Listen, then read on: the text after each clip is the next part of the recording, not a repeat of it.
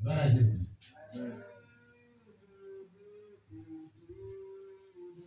Il a pourvu de guérison tous ceux qui appartiennent à Dieu.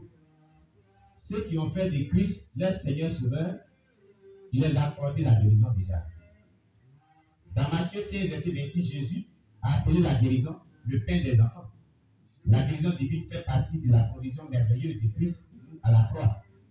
La deuxième catégorie est la guérison de puissance. Le genre de guérison qui révèle la présence et la puissance du royaume de Dieu.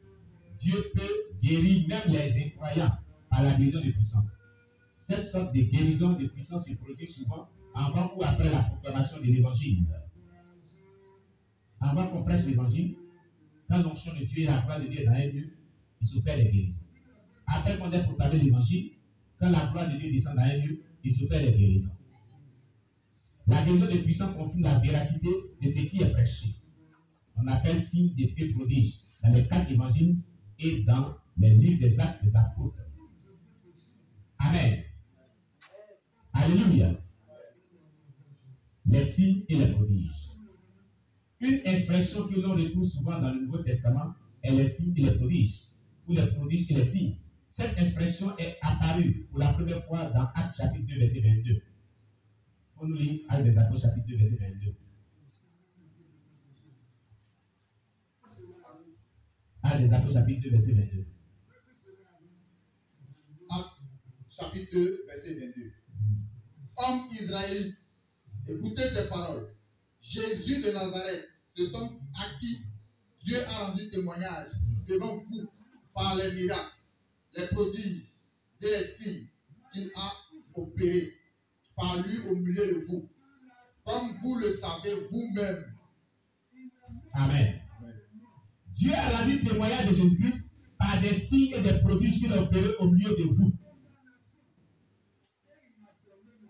Dieu rend son témoignage de ses enfants. Nous témoignons des gens, mais Dieu aussi peut témoigner de nous. Par quoi? Par des signes, des miracles et des prodiges.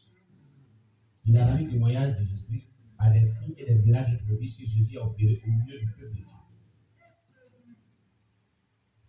La démonstration de puissance par des signes et des miracles et des prodiges au travers d'un ministère témoigne de la véracité et de l'authenticité d'un ministère d'appel sur la vie de quelqu'un. Alléluia. Et cela doit être dans la vie de chaque personne qui aspire à la démonstration de la puissance de Dieu. Gloire à Jésus-Christ. Amen.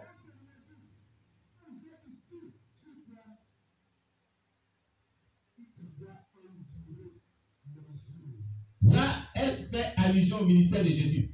Dans Acte 2, verset 43, elle se réfère au ministère de l'Église immédiatement après le jour de la Pentecôte. La crainte s'emparait de chacun. On va lire Acte chapitre 2, verset 43. Acte 2, verset 43. La crainte s'empara de chacun. Et il se faisait beaucoup de prodiges et de miracles par les apôtres. Vous voyez?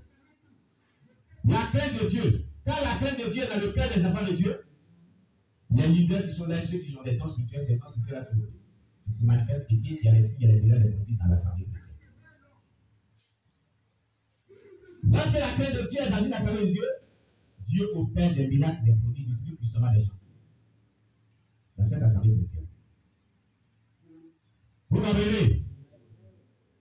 Ayant la crainte de Dieu, si nous voulons voir la puissance de Dieu être manifeste dans cette assemblée chrétienne, dans cette congrégation chrétienne, que chaque membre de cette assemblée chrétienne marche dans la crainte de Dieu, dans la crainte de Dieu, dans la sainteté, loin du péché, loin de tout ce qui peut compromettre le salut de son âme, au nom de Jésus. Alléluia. Est-ce que chacun comprend ce que Dieu est en train de nous dire en ce jour? Alléluia. Elle se réfère au ministère de l'Église immédiatement après le jour de la Pentecôte. La crainte s'emparait de chacun et il se faisait beaucoup de produits et de signes par les apôtres. Dans l'Écriture, les termes signes et produits sont souvent utilisés ensemble.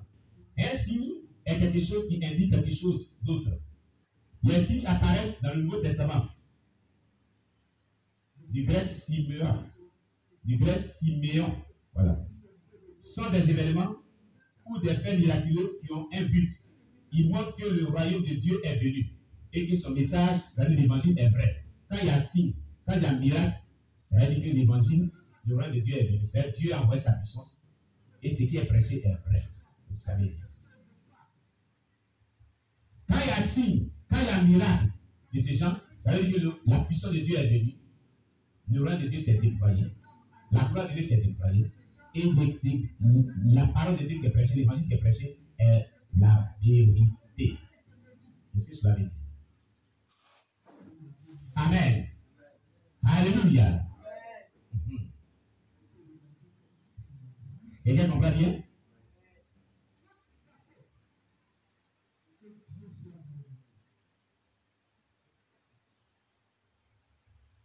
Que Dieu soit loué. Dans Marc chapitre 16, verset 17, Jésus a clairement enseigné qu'il confirmait la prédication de l'évangile avec des signes.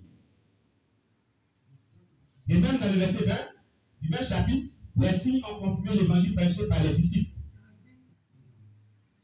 Tu vas nous lire Marc chapitre 16, verset 17 et Marc chapitre 16, verset 20.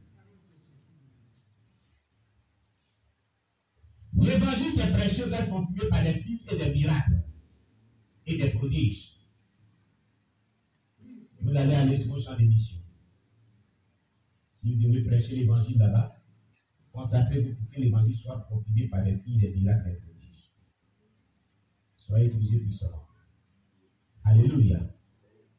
Lisez-nous le verset. Marc chapitre 16, le verset 17.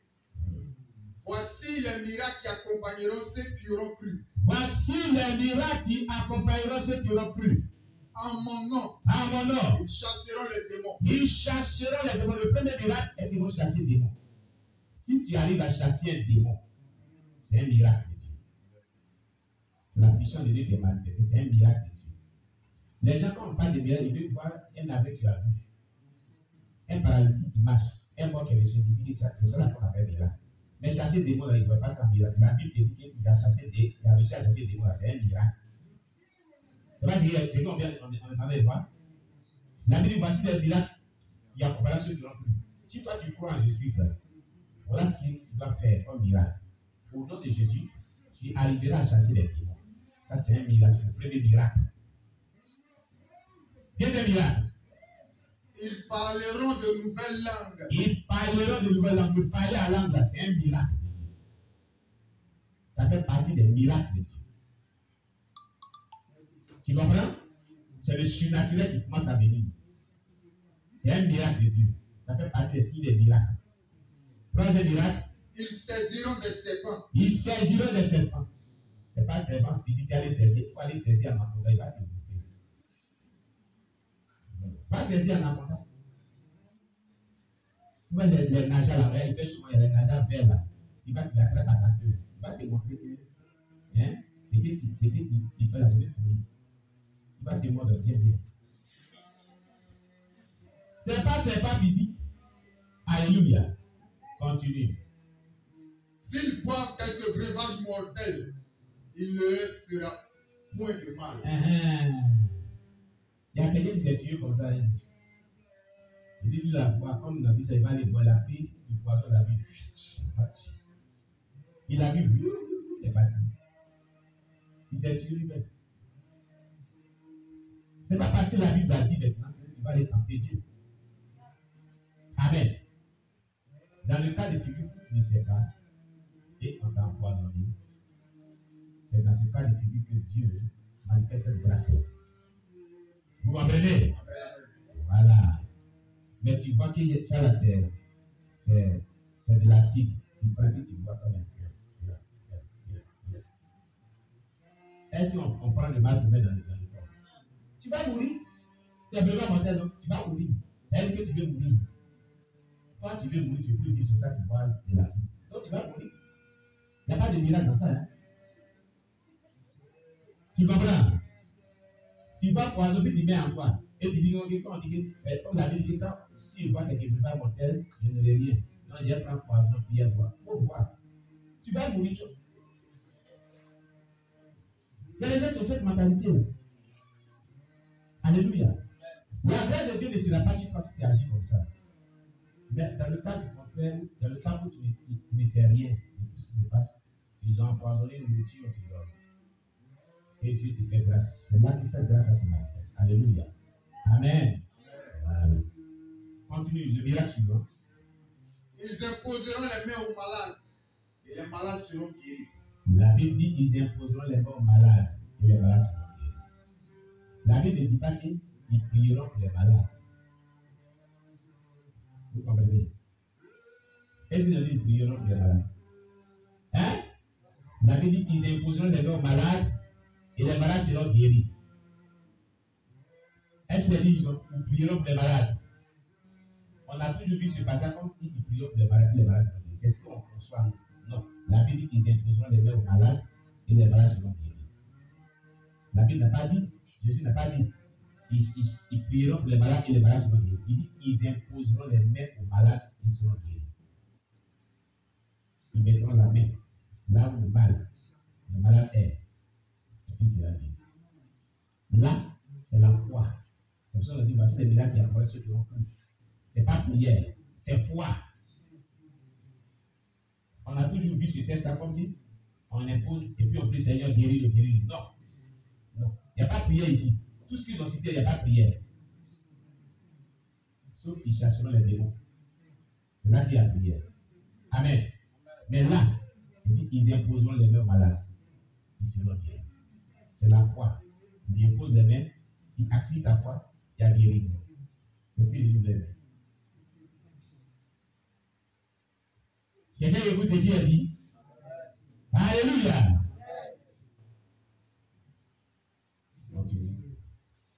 Au verset 20. Au verset 20. Et ils s'en allaient prêcher partout. Le Seigneur travaillait avec eux et confirmait la parole par les miracles qui l'accompagnaient. Vous comprenez? Ils sont partis partout pour prêcher l'évangile. Et qui travaillait avec eux? Le Seigneur. Ils ont pour collaborateur qui? Dieu, le Seigneur. Est-ce qu'il peut échouer? Jamais. Il y a des gens qui s'en vont travailler, Jésus ne collabore pas avec eux. C'est pourquoi ils échouent. Vous ne comprenez pas. Quand ils s'en vont travailler, les disciples ont travaillé, ils partaient prêcher partout et le Seigneur travaillait avec eux. Quand il y a des disciples. Quand tu vas prêcher partout, qui travaille avec toi? Est-ce que le Seigneur travaille avec toi? Parce que le Seigneur travaille avec eux, le Seigneur confirmait donc les paroles qu'il prêchait par des signes et des miracles qui l'accompagnent. Quand les signes et des miracles accompagnent la parole que tu prêches, c'est que le Seigneur travaille avec toi. C'est ce que cela veut dire. Alléluia. Mais quand les signes et les miracles ne confirment pas la parole que tu prêches, le Seigneur ne travaille pas avec toi. Vous allez aller sur vos champs d'émission. Consacrez-vous. Ce matin, vous voyez, tous les messages vont dans le même sens. Tous les messages que Dieu nous a donnés ce matin vont dans le même sens. Il n'y a pas un message, ça c'est le troisième message, il n'y a pas un message qui ne va pas dans le même sens. Tout va dans le même sens.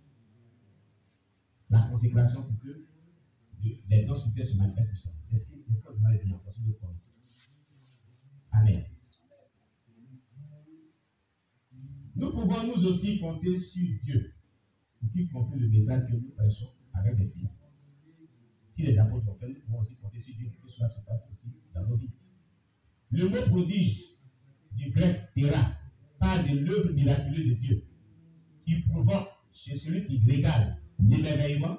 Une fois, Jésus a guéri un garçon possédé de démons. Dans Luc chapitre 9, verset 43. Luc chapitre 9, verset 43.